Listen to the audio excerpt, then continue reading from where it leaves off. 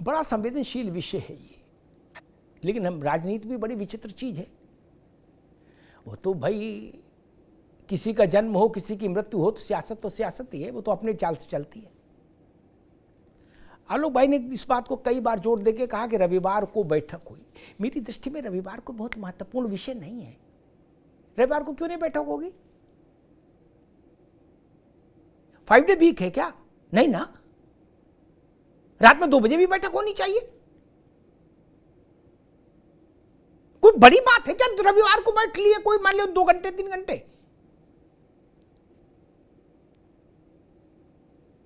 ये क्या छुट्टी होता है? मैंने अब छुट्टी, अब टेलीफोन बंद कर दिया, ऐसा तो नहीं होता। अरे जो पुलिस में भी नौकरी कर रहा है क्या वो ये बोल सकता है कि रविवार को मैं नहीं निकलता, भाई दंगा हो गया, मंडे सुबह 10 बजे के बाद देखेंगे? नहीं ना, रविवार का विषय क्या है?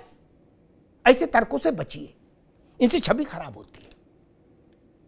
आप रविवार को विशिष्ट बताएंगे तो इसका काउंटर होगा, रिटेलिएशन होगा पब्लिक में। हम लोग चैनल चलाते हैं, हम भी रविवार को बैठते हैं, ऐसा तो नहीं हो सकता। विषय गंभीर होगा तो रात में 2 बजे भी बैठना होता है।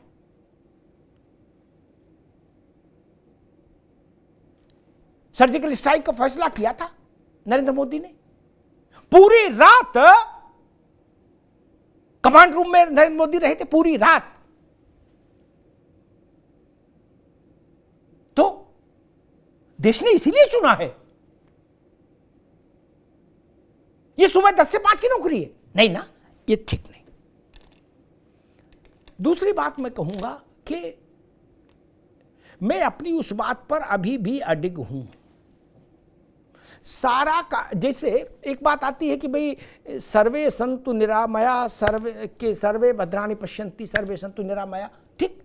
ये साधु बोले, हम पत्रकार बोले, मुरारी बापू बोले, समझ में आता है, लेकिन अशोक यादव और आलोक वर्मा को ये बोलने का मतलब नहीं। भाई आप सरकार में रहते हो या विपक्ष में, जो सरकार में है उनको एक्शन करना चाहिए। ये थोड़ी कहना नहीं सब लोग मस्त रहेंगे, सब सुखी रहो, नहीं भाई, आपको एक्शन लेना होगा और उसका मेथोडोलॉजी बतानी होगी कि ये प्रक्रिया है। अधिकारी क्यों नहीं बताए जा सकते, किन्होंने फैसला लिया? अगर सरकार ने मान लिया कि डबल बेंच का निर्णय उचित है तो इसका मतलब जो पहले काम किया गया वो अनुचित था। तो अनुचित काम किन लोगों ने किया, उनके चेहरे सार्वजनिक क्यों नहीं होंगे? कोई गुप्त मामला है क्या सरकार में? नहीं ना, ये लोकतंत्र है, लोग को जानने का हक है कि तंत्र में वो कौन से नमूने हैं जिन्होंने निर्णय किया। अरे बैल बेचकर, गाय बेचकर, बकरी बेचकर लोग बच्चों को पैसा देते हैं कि जाओ फॉर्म भरो, इम्तिहान दो। हमको जानने का अधिकार नहीं, किन अधिकारियों ने घोरमाटा किया। बोले ना शांत रहो सब अच्छा हो जाएगा, नहीं नहीं, इस पर भरोसा नहीं हो सकता। पहले तो ये बताइए गलत किया किसने? थाने जाएं,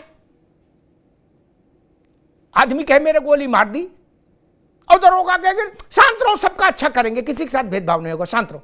अरे भाई भूया कहेंगे जिसने गोली मारी उसका क्या करोगे तो बताओ, नहीं, वही प्रश्न है। तीसरी बात, इसका सबसे सरल उपाय, इस स्थिति गंभीर है, दुविधा है, कोई सरल समाधान नहीं है। सरकार एक बड़े चौराहे पर आकर खड़ी हो गई है, यह भी सच है। मेरी समझ ये कहती है कि इसका सबसे उचित और सद्भावपूर्ण हल यही हो सकता है कि जो लोग अनरिजर्व श्रेणी के हैं, अनारक्षित वर्ग के हैं और जिनकी नौकरी इस कारण खतरे में हो सकती है, उनको सरकार आश्वस्त कर दे और उसके बाद जो हाई कोर्ट ने कहा अक्षरशः उसका अनुपालन कर दे। पूरे प्रदेश में लड्डू बट जाएगा, इधर भी लड्डू बटेगा, उधर भी लड्डू बटेगा, इधर वाला उधर वाले खिलाएगा, उधर वाला। लेकिन आरक्षित और अनारक्षित को लड़ाने से कोई लाभ नहीं होगा देश का, न प्रदेश का। वो स्थिति और भी खराब होगी, बद से बदतर हो जाएगी। मैं तो अपनी बात जानता हूं। आलोक बाबू, मैं अगर सरकार चलाता तो हाईकोर्ट का निर्णय आने के 6 घंटे के भीतर मैं उन अधिकारियों को सार्वजनिक कर देता और दंडित कर देता और सार्वजनिक सूचना कर देता कि ये अधिकारी थे, ये गए, चलो।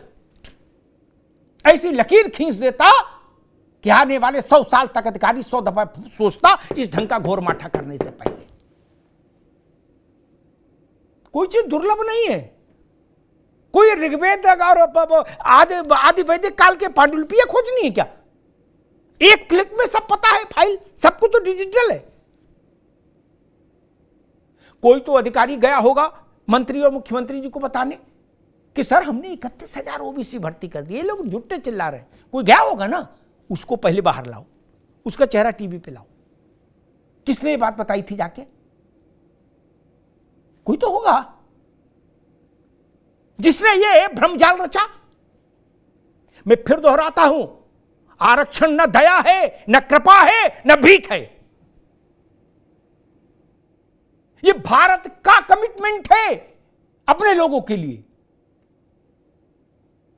ये भारत की संसद का कमिटमेंट है, भारत के संविधान का कमिटमेंट है।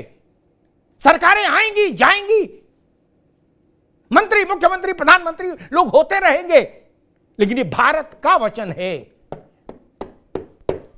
इसमें मिलावट नहीं होनी चाहिए। किसी भी ढंग की मिलावट नहीं होनी चाहिए, चाहे आरक्षण दलित का हो, आदिवासी का हो, पिछड़े का हो। क्यों हुआ? इसमें घालमेल हुआ ही क्यों? 4 साल से संघर्ष कर रहे हैं वो लोग, उनकी 4 साल की कीमत कौन देगा? इस भरी जवानी के 4 साल इको गार्डन में बीत गए, इसकी भरपाई कर सकता है कोई माइका लाल? कोई अधिकारी, प्रमुख सचिव, महासचिव, कोई इनकी भरपाई कर सकते हैं? ये जीवन का सबसे प्रोडक्टिव समय था, वो आंदोलन में बीत गया और अदालत में बीत गया। मुझे याद है वो सरकार के महान्यायाधिवक्ता, कौन कौन अधिवक्ता थे, जब बच्चों ने मुझसे कहा कि वही नहीं आ रहे कोर्ट में, आप करो, तो मैंने उस पर थोड़ा दबाव बनाने की कोशिश की, तो वो साहब अगले दिन गए कोर्ट में। ऐसा रुख लेके चलेंगे आप बच्चों के साथ? ये हमारे दिल के टुकड़े हैं, इनमें भी वही रक्त है जो मेरे शरीर में। कैसे अंतर कर दे? और मैं उतनी ही दृढ़ता से यह बात भी कहूंगा, अनारक्षित वर्ग के एक भी बच्चे की नौकरी नहीं जानी चाहिए। उन्होंने घोटाला किया होता तो मैं कहता जिसने घोटाला किया उसको निकाल दो, फिर मैं इस मामले में खड़ा हूं। इन्होंने कुछ फर्जीफिकेशन किया होता तो मैं कहता इनको निकाल दो, इनका कोई दोष नहीं, और जब मेरे बच्चे का कोई दोष नहीं तो उसकी नौकरी भी नहीं जानी चाहिए। ये शासन का हेडक है, कैसे आप नौकरी बचा के रखेंगे आपको तय करना होगा, लेकिन नौकरी बचनी चाहिए। नौकरी नहीं बची तो यह अन्याय होगा, यह पापाचार होगा, यह गौहत्या होगी, गौहत्या, बिना दोष के दंड। ये ठीक नहीं। 3 बातें मैं फिर समाप्त करूं। आलोक भाई, मैं ये अनुरोध करूंगा, आप भी सरकार तक ये बात पहुंचाइए। सरकार को ताप से बचना है, गंभीरता सुनिएगा, सरकार को ताप से बचना है। सरकार मतलब political leadership of the government, सरकार का जो राजनीतिक पक्ष होता है, उसको ताप से बचना है तो अधिकारियों को सार्वजनिक करना होगा। अधिकारी सार्वजनिक नहीं होंगे तो यह ताप सरकार पर रहेगा। अशोक जी गलत तो नहीं कह रहा, ये सब सरकारों के लिए कह रहा हूं। आप नहीं थे इस फैसले में, कौन था उसका चेहरा सामने करिए, और उसका चेहरा सामने नहीं हुआ, वो काजू खाते रहे, तो आपकी ओर उंगली उठेगी। दूसरी बात, पिछड़ों के, दलितों के, आदिवासियों के आरक्षण पर राई रत्ती डकैती हकमारी मुझे मंजूर नहीं।